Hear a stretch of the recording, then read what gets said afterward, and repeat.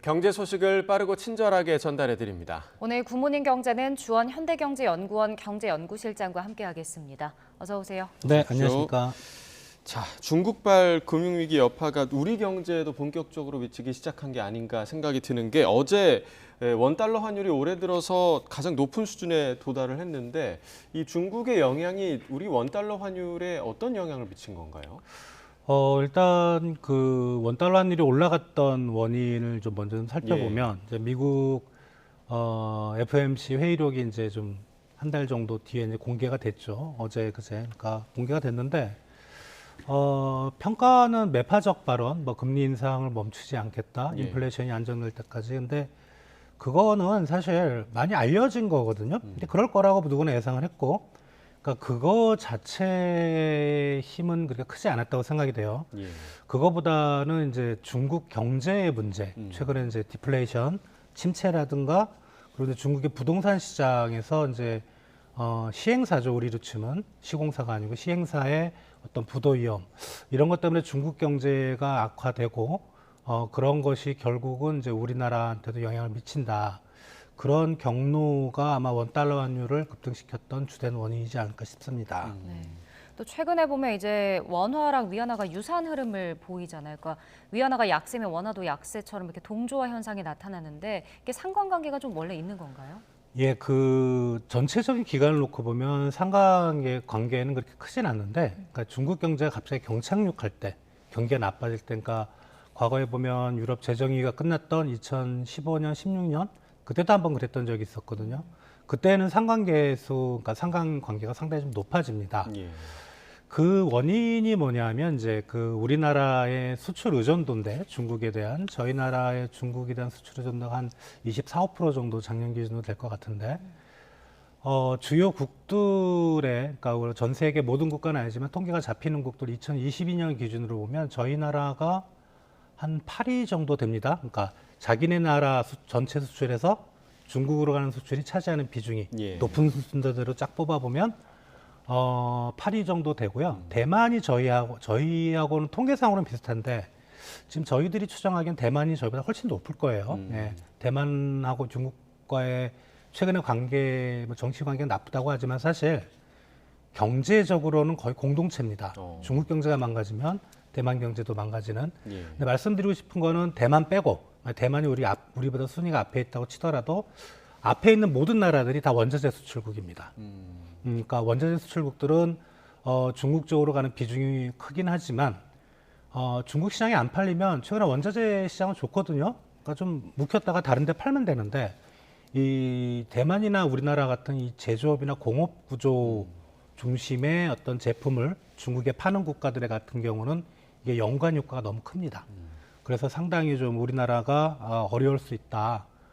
그리고 이제 작년 기준으로 중국 전체 수입 시장에서 가장 높은 마켓 쉐어를 차지하고 있는 데가 대만이고 그 다음에 우리입니다.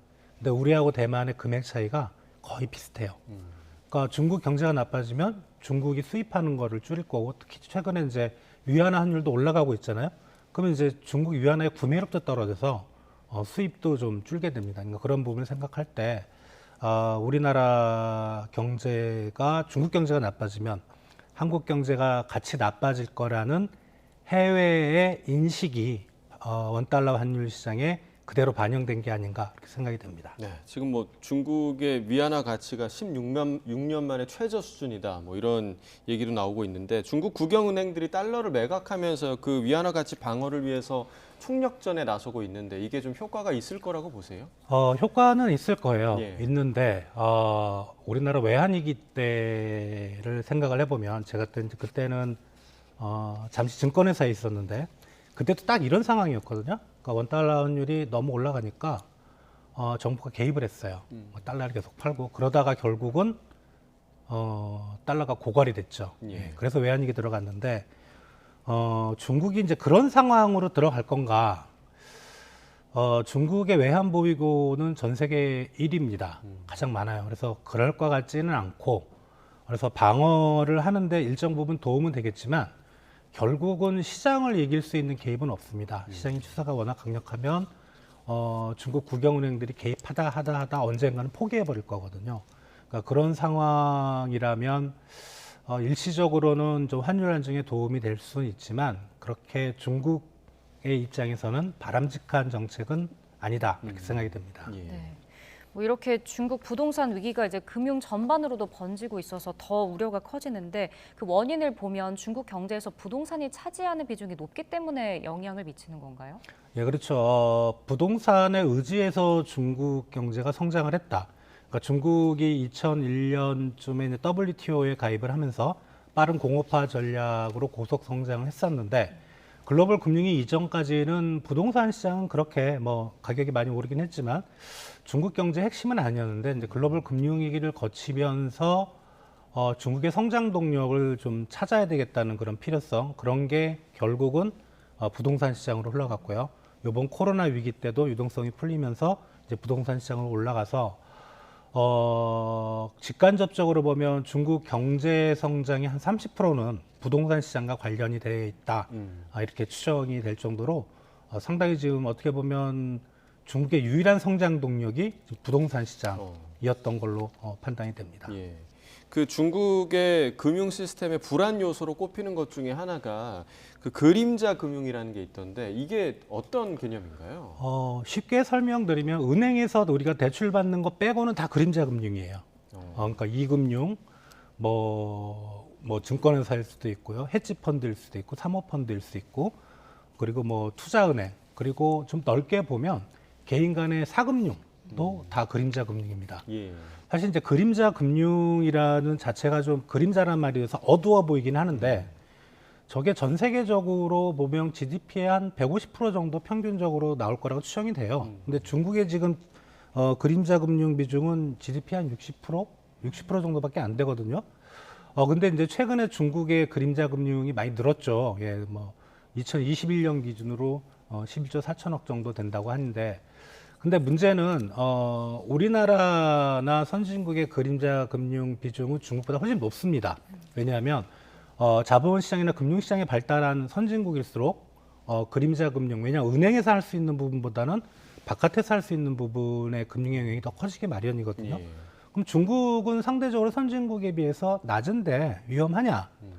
아직 중국이 선진국은 아니기 때문이죠. 예. 중진국의 위치에 정도, 어떻게 보면 개발도상국의 말 정도의 위치에 있고 자본금융시장이 선진국, 미국이나 유럽 수준을 따라가지는 못하고 있어요. 예. 그러니까 저 정도 규모의 경제발전 단계에서 저 정도 그림자 금융은 상당히 중국 경제를 위태롭게 할 수 있는 그런 요인이다. 이렇게 판단이 됩니다. 예. 그럼 이런 중국발 위기가 우리나라로 좀 옮겨올 수 있는 가능성은 얼마나 되는 걸까요? 지금 이거는 이제 민간과 정부의 시각이 좀 최근에 엇갈리는데 정부는 여전히 크게 문제는 없다고 계속 얘기를 하고 있어요. 근데 민간에서 보기에는 우리 이제 2015년, 16년 아마 그때쯤인 걸로 생각이 되는데 그때가 이제 어떤 분위기였냐면 2008, 9년에 리먼 브라더스 사태로 금융위기가 발생했었고 그게 어느 정도 마무리되니까 2012년에 유럽 재정위기가 터졌었고요. 그게 어느 정도 마무리되는 시점이 이제 2015년, 16년 그때인데 예. 그때 우리나라 이제 잠재 성장률 순위 한 3%대 이상은 나와요. 그래서 그 유럽 재정위가 마무리될 정도의 3% 이상으로 올라갔다가 세계 경제가 아무런 문제가 없었는데 갑자기 2%대로 우리나라 성장률이 2년 연속 떨어집니다. 그때가 뭐냐면 중국 경제가 경착륙했을 때거든요. 예. 지금보다 상황은 괜찮았어요. 오히려 중국 경제가 나빠지니까 우리나라의 대중 수출이 3년 연속 연간으로 마이너스가 나왔고 그게 결국은 우리나라 경제 성장률을 떨어뜨렸는데 대충 탄선치를 구해보면 중국 경제 성장률이 한 1%포인트 떨어지면 우리나라 성장률이 한 0.2에서 0.3%포인트 떨어진다고 보시면 될 것 같거든요. 예. 물론 이제 그때하고 지금의 우리나라하고 중국의 경제적 연관성은 좀 많이 틀리지만 대충 그런 분위기라면 지금 정부와 국책기관들의 올해 한국 경제 성장률이 1.4에서 1.5% 정도인데 거기서 더 밀릴 가능성이 상당히 크다. 왜냐하면 하반기에 우리나라 수출이 잘 될 가능성보다 안 될 가능성이 더 높거든요. 예. 지금 하반기 정부가 10월이나 11월쯤에 우리나라 수출 증가율이 플러스로 돌 거라고 이제 얘기를 많이 하는데 예. 그 근거가 뭐냐면 10월과 11월이 하반기 중에 좀 제일 수출 금액이 낮아요. 작년에. 그러니까 기저 효과를 생각하는데 그 낮은 금액조차도 500억 달러 이상이거든요. 월간으로. 근데 지금 7월 수출이 500억 달러가 안 되고 있습니다. 그러니까 이런 수준으로 가면 하반기에도 플러스가 나올 가능성이 없거든요. 예. 그러면 하반기에 어떻게 보면 정부가 생각하는 경기 전반의 수출 말고 우리나라 실물 경제 전체의 경기 전반의 추세를 상저하고로 예상을 했는데 수출이 망가지면 상저하고는 안 돼요.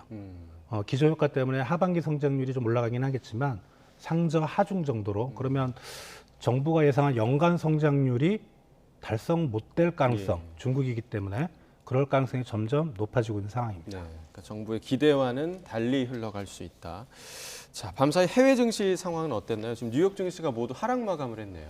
네, 원인을 이제 들기로는 그 FMC 회의록 얘기를 자꾸 하는데, 근데 저는 개인적으로 저게 다 알려진 사실인데, 사실은 저거 말고 다른 원인이 있지 않을까라는 좀 생각을 해봅니다. 근데 일단은 미국의 어떤 국채 금리가 너무 빨리 올랐고 최근에 그리고 미국 경제도 중국 경제에 대한 의존도가 우리나라 정도 수준은 아니지만 그래도 상당히 좀 영향을 미치는 것 같아요. 일부 투자은행들이 중국 부동산 시장에 묶여 있는 금액도 상당한 수준이라고 하고 그런 이제 안 보이는 우려들이 아마 뉴욕 증시에 지금 반영이 되지 않은가 싶습니다. 네. 자, 마지막 소식도 보겠습니다. 영화 빅쇼트의 실제 주인공이기도 하고 2008년 글로벌 금융위기를 예측했던 투자자죠. 마이클 버리가 미국 주식시장 하락에 2조 원 넘는 거액을 베팅을 했습니다. 그러니까 미국 주식시장 상승세가 좀 과도하다라는 주장에 힘이 실리는 것 같은데 어떻게 좀 보시나요? 빅쇼트라는 제목은 이제 제가 알기로는 공매도, 그러니까 떨어지는 걸로 주식을 미리 팔고 이제 떨어졌을 때 미리 사면 차익을 얻잖아요. 근데 저 사람들이 금융위기 때 좀 짭짤한 재미를 봤다고 하고 이제 저 사람이 세운 이제 투자 회사가 최근에 이제 매도를 했다고 하는데 워렌 버핏도 최근에 순매도를 했다 그러죠. 주식을 산 것보다는 판 게 더 많은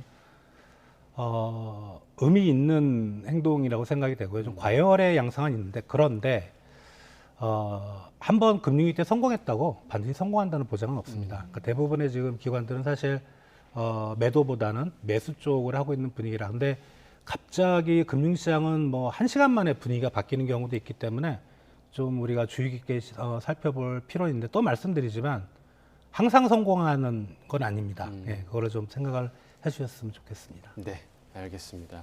구문행 경제 오늘 여기까지 듣겠습니다. 주원 실장과 경제 이야기 나눠봤습니다. 고맙습니다. 고맙습니다.